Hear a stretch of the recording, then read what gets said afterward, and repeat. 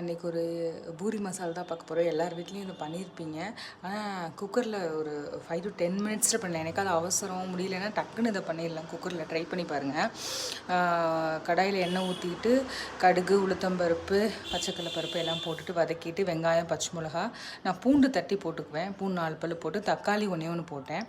இதையெல்லாம் நல்லா வதக்கிக்கோங்க. அது கூடயே உங்களுக்கு எத்தனை உருளைக்கிழங்கு வேணுமோ அதையும் வந்து தோல் சீவிட்டு கட் பண்ணி போட்டுக்கோங்க. பண்ணிட்டு ஒரு வதக்கிட்டு உப்பு, மஞ்சத்தூள், வேணுங்கிற அளவுக்கு கொஞ்சம் தண்ணி ஊற்றிட்டு ஒரு 4 விசில் விடுங்க போதும். அவ்வளோதான். நீங்கள் இதை பாட்டு வச்சுட்டு நீங்கள் பூரி மாவை திரட்ட ஆரம்பிச்சிடலாம். இது பண்ணிவிட்டு வந்து மேஷ் பண்ணிக்கோங்க. அந்த இது கொஞ்சம் இதாக இருக்கும் இல்லையா, அதனால் மேஷ் பண்ணிக்கோங்க. மேஷ் பண்ணிட்டு கடல மாவு நான் 2 ஸ்பூன் கரைச்சி விட்டேன். அதை கரைச்சி விட்டுட்டு கொத்தமல்லி தூள் போட்டு இறக்குனா ரெடி.